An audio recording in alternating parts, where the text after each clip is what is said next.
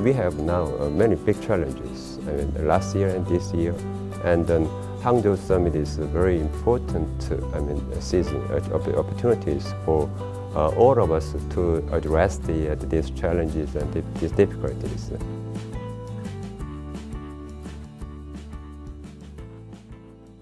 So I think that China is going to have a very successful G20 presidency, and I expect that it's going to be quite transformational from a historical perspective. China has a very special role since it's a developing country that has been growing very fast, a lot of experience, so it can do a lot in terms of building a bridge between what has been done by other countries, what it has been doing, what other countries need to do. It can also do a lot to try to broker and exchange information about this, and it can also be a catalyst for some of the reforms that have to be done to the system. So I have very high expectations, and I think it's going to be very successful. I'm very optimistic about the 2016 G20 summit because we have, China is putting a lot of energy and effort into it. China has a record of leading great summits and being able to organize in a very big way.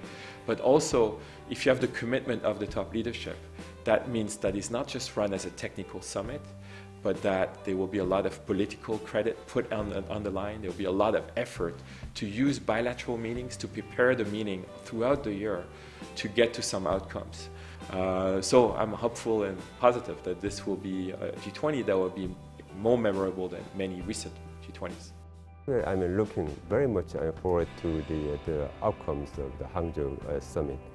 I follow the think tank 20 and G20 meetings, which has been done since last year, and I could observe that very high integrity of and tremendous efforts by the Chinese presidency. And then I think that now the Hangzhou Summit is a very good chance to pronounce the outcomes. And then and also we have now many big challenges last year and this year.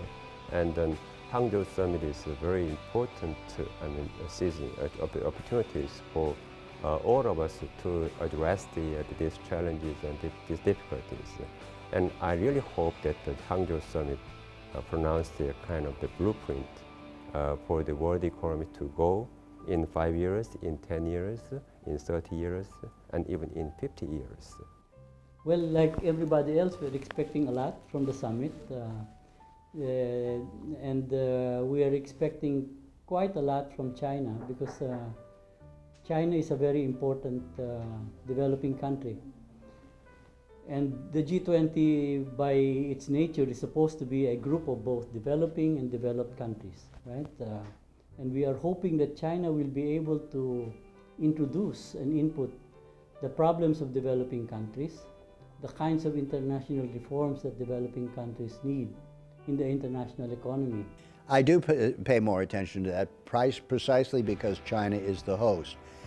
And they have shown that to the world. Lifting 600, 700 million people out of poverty over a period of a decade or more is something that the world has not seen. And so they have that credibility that they've created. Secondly, the initiation of the Road and Belt Project has actually been the greatest boon to the developing sector world and has created a tremendous sense of optimism. So there's a lot of optimism with regard to that, and a lot of hope being placed in the G20 summit. And the hope is based on a good program pushing for innovation.